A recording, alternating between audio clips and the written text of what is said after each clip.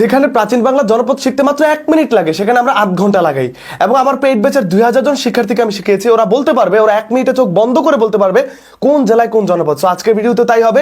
ভিডিওটা ভালো লাগলে টাইমলাইনে শেয়ার করে রাখেন, যে কোনো পরীক্ষার আগে আরেকবার দেখলে আজ জীবন মনে থাকবে। জন্মদিনে যে বার্থডে কেক থাকে না, আমরা বাংলাদেশটাকে এইভাবে কয়েকটা বার্থডে কেকে ভাগ করব। দেখেন কার ভাগে কোন বার্থডে কেকের অংশটা পড়ে। ঠিক আছে, প্রথমত আমরা এই জায়গাটাকে এইভাবে ভাগ করে ফেলবো। Very easy. এখানে পর্বত, এখানে পর্বত। বাংলাদেশের সবচেয়ে পূর্বের জনপদ, পরীক্ষা আসে সবচেয়ে পূর্বের জনপদ কোনটা? এই জায়গাটা সবচেয়ে পূর্বের জনপদ, এটার নাম হচ্ছে হরিকেল, নট সাইকেল। এই হরিকেল জনপদ। ভাই আপনি বাংলাদেশটাকে এক কেকের স্লাইসে ভাগ করে ফেলবেন। এই পূর্বের জনপদ হচ্ছে এই হরিকেল। এখানেও পাহাড় আছে, এখানেও পাহাড় আছে। আচ্ছা, সুনামগঞ্জ, সিলেট দেখতে পাচ্ছেন, এইদিকে কি হবিগঞ্জ, এইদিকে হচ্ছে মৌলভীবাজার। এই যে চারটা দেখতে পাচ্ছেন, এই চারটা। আর এই নিচে চলে আসলে এদিকে খাগড়াছড়ি, রাঙ্গামাটি, বান্দরবান, কক্সবাজার, চট্টগ্রাম, এইগুলা মিলে হচ্ছে আপনার কোন জনপদ? হরিকেল জনপদ। পরীক্ষা আসে সিলেট কোন জনপদের অংশ ছিল? হরিকেল।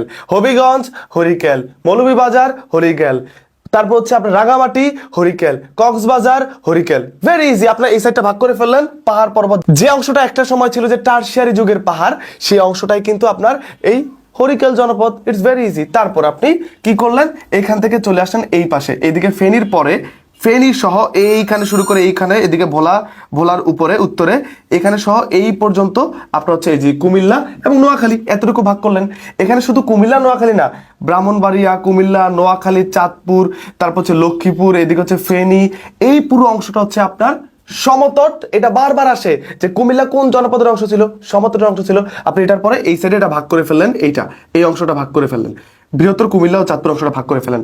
এই যে সমতট, এইটার রাজধানী ছিল বড় কামতা। কি ছিল? বড় কামতা। যার অন্য নাম আমরা এখন বলতে পারি, অন্য নাম হচ্ছে রোহিতগিরি। এই রোহিতগিরি, এই রোহিতগিরি, এই রোহিতগিরির এই যে বর্তমান নামে কিন্তু ওই যে ময়নামতি, ময়নামতি। এবং আপনি জানেন 7ম শতকে হিউয়েন সাং আসছিল। হিউয়েন সাং হচ্ছে চৈনিক একজন পরিব্রাজক, সে কিন্তু আপনার এখানে আসছিল। এবং এই সমতটের সবচেয়ে প্রাচীনতম যে নিদর্শন দেখা যায় সেটা হচ্ছে শালবন বিহার। কি বিহার? শালবন বিহার। আপনি কুমিল্লা গেলে শালবন বিহার দেখতে পাবেন, হয়তো আমার স্ক্রিনেও দেখতে পাচ্ছেন। সো এটা হচ্ছে এডিটর, আপনি শালবন বিহারটা অ্যাড করে দিন। ঠিক আছে, সো এটা হচ্ছে কি আপনার Shalban Vihara. Very easy. Okay, তারপর এই কি ভোলা টোলা নিয়ে এই জায়গায় আমি চলে আসলাম, এই জায়গায় চলে আসলাম পিরোজপুর, বরিশাল, ঝালকাঠি, এবং এই যে দেখতে পাচ্ছেন ভোলা, এই জায়গাটা কি ছিল? এই চন্দ্রদ্বীপ, যাকে বৃহত্তর বরিশাল বলা হয়। এবং মজার ব্যাপার, মাদারীপুরের কিছু অংশ কিন্তু এই সাইডে পড়েছিল এই জায়গাটাতে। সো এখানে কিন্তু এগুলো রয়েছে। এটা চলে গেল, এখানে আমরা চলে আসলাম কোথায়? চন্দ্রদ্বীপ। বারবার আসে বরিশাল কোন জনপদের অংশ ছিল? চন্দ্রদ্বীপ। কারণ বরিশালের অপর নামই ছিল কিন্তু কি? এই চন্দ্রদ্বীপ। এটাও মাথায় রাখতে হবে। এরপর আমরা চলে আসব এই পর্যন্ত। এই যে দেখতে পাচ্ছেন এখানে ময়মনসিংহ বিভাগ, এই ময়মনসিংহ বিভাগ থেকে শুরু করে এদিকে ঢাকার পরে এদিকে আমরা কুষ্টিয়া দেখতে পারি, কুষ্টিয়া থেকে শুরু করে এদিকে বরিশালের এই বাকি অংশটা, বরিশালের এই অংশটা থেকে শুরু করে সুন্দরবন অঞ্চল থেকে শুরু করে এই পর্যন্ত ফরিদপুর থেকে শুরু করে এই পুরোটা, এটা ছিল বঙ্গ জনপদ। কি জনপদ? দেখতে পাচ্ছেন বঙ্গ, বৃহত্তর ঢাকা, ময়মনসিংহ, কুষ্টিয়া, ফরিদপুর, বরিশাল, পটুয়াখালী, এই উপরের অংশটা ছিল এই বঙ্গ জনপদ। এবং বতে বড় সবচেয়ে বড় জনপদ ছিল কিন্তু এই বঙ্গ জনপদ। পরীক্ষা আসে ঢাকা কোন জনপদের অংশ ছিল? সেটা কিন্তু এই বঙ্গ জনপদের অংশ। ঢাকা এই জায়গাটা বঙ্গ জনপদের অংশ ছিল, এটা কিন্তু পরীক্ষায় আসে। আচ্ছা, তারপর আমরা এই দিকে একটু চলে গেলাম, হালকা এই দিকে। এই একটা জনপদ, ভারতকে নিয়ে আমরা বলতে পারি, ভারতের এই যে বিশেষ করে মুর্শিদাবাদ, মালদহ, বীরভূম, মুর্শিদাবাদ, মালদহ, বীরভূম, এবং একমাত্র এই যে জনপদটা দেখতে পাচ্ছেন, এটা হচ্ছে গৌড় জনপদ। এই গৌড় জনপদের একমাত্র যেই জায়গাটা বাংলাদেশে পড়েছে সেটা হচ্ছে এই চাঁপাইনবাবগঞ্জ। এই চাঁপাইনবাবগঞ্জ, এটার মধ্যে দিয়ে পদ্মা নদী বাংলাদেশে প্রবেশ করেছে। বাংলাদেশের সবচেয়ে দীর্ঘতম নদী পদ্মা নদী। যে পদ্মা নদী এখানে ছিল গঙ্গা নদী, আর এই গঙ্গার মধ্যে দিয়েছে কোন বাঁধ? ফারাক্কা বাঁধ। রাইট, গঙ্গা নদী বাংলাদেশের, পদ্মা নদী ভারতের যে মনোহরপুর, সেখানে কিন্তু এই ফারাক্কা বাঁধ দিয়েছে। আর 16ই মে, যেটা কিন্তু ফারাক্কা দিবস, 1976 সালের 16ই মে, আমাদের যে মরমী নেতা ছিলেন, আমরা জানি যে মৌলানা আব্দুল হামিদ খান ভাসানী, তিনি কিন্তু এই ফারাক্কার এই অভিমুখে লং মার্চ করেন 76-এর 16ই মে। ওইটাই কিন্তু তোমার ফারাক্কা দিবস বলা হয় 16ই মেকে। সো এই জায়গাটা, এইটাই কিন্তু সেই দেখতে পাচ্ছ চাঁপাইনবাবগঞ্জ।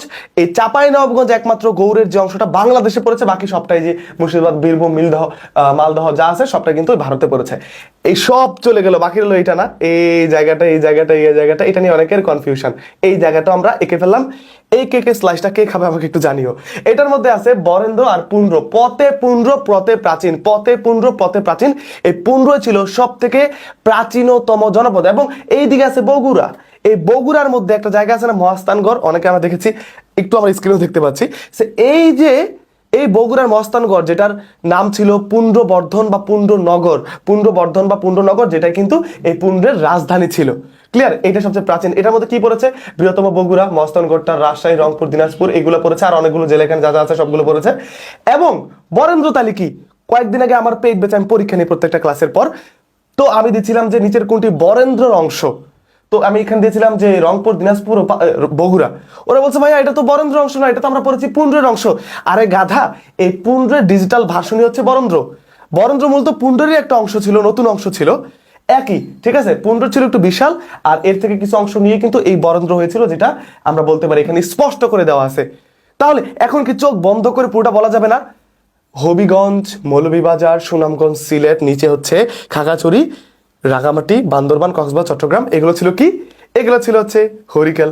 এর একটু চলে আসলে এদিকে পুরো সুন্দর করে সমতল ছিল কুমিল্লা, বৃহত্তর কুমিল্লা এবং চাঁদপুর, তারপর ছিল নোয়াখালী, লক্ষ্মীপুর, উপর হচ্ছে ব্রাহ্মণবাড়িয়া, এই অংশগুলো ছিল কি সমতট। একটু নিচে চলে আসলাম, চন্দ্রদ্বীপ, বৃহত্তর বরিশাল রয়েছে, পিরোজপুর, ঝালকাঠি, উপরে হালকা মাদারীপুর রয়েছে, ঠিক আছে?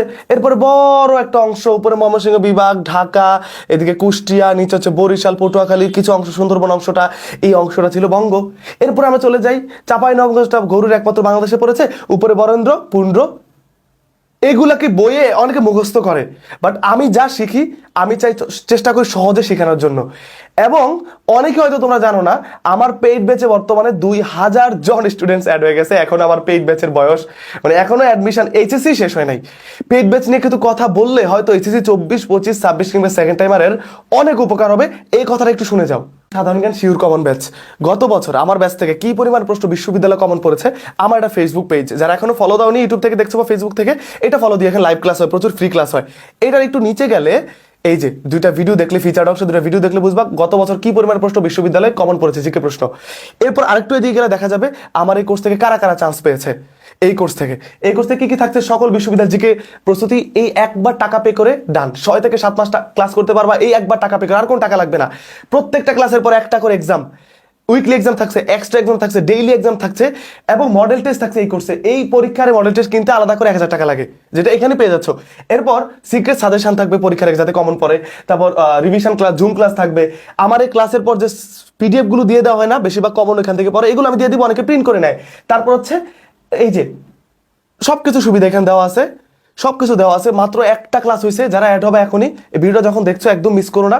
সকল ক্লাসের পর রেকর্ডেড থাকে লাইভের পর, তাই কারো কোনো ক্লাস মিস হবে না। যখনই দেখছো তখনই আমার এই কোর্সে যখনই দেখবা, তুমি তখন এই কোর্সে অ্যাড হলে 1450 টাকা অ্যাড হতে পারবা, যে কোর্সের প্রাইস হচ্ছে 2500 টাকা। 45% ডিসকাউন্টে 1450 টাকা এই কোর্সের প্রাইস। প্রত্যেকটা ক্লাস লাইভ হবে।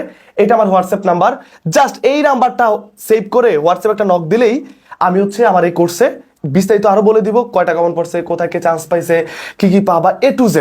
জাস্ট নাম্বারটা নাবিল ভাই জিকে দিয়ে সেভ করে এই ভিডিওটা দেখে নাম্বারটা সেভ করে জাস্ট আমাকে একটু জানাও। আবার জানা চাও যে না ভাই আমি তো ঝামেলা যেতে চাই না, অ্যাড হয়ে যেতে চাই, আমার জিকেটা দরকার আছে, মেডিকেল, ডেন্টাল, নার্সিং, ঢাকা বিশ্ববিদ্যালয়, রাজশাহী, চট্টগ্রাম, জাহাঙ্গীরনগর, গুচ্ছ সব প্রিপারেশন হয়ে যাবে একটা কোর্সে। এই নাম্বারে হোয়াটসঅ্যাপে নক দাও, বা নক না দিয়ে বিকাশে বা নগদে এই নাম্বারে 1450 টাকা সেন্ড মানি করে যেই নাম্বার থেকে টাকা পাঠাবা, সেই নাম্বারের লাস্ট 3টা ডিজিট আমাকে এই নাম্বারে হোয়াটসঅ্যাপে জানিয়ে দিলে হবে, আমি গ্রুপে অ্যাড করে দেবো, কোনো সমস্যা নাই। ভিডিওটা ভালো লাগলে জাস্ট টাইমলাইনটা শেয়ার করে রাখো একটা রিয়েক্ট দিয়ে, কারণ পরীক্ষার আগে এটা আরেকবার দেখলে এটা আজীবন মনে থাকবে, আজীবন মনে থাকবে। আর যারা অ্যাড হতে চাও এই নাম্বারে হোয়াটসঅ্যাপে এখনই নক দাও।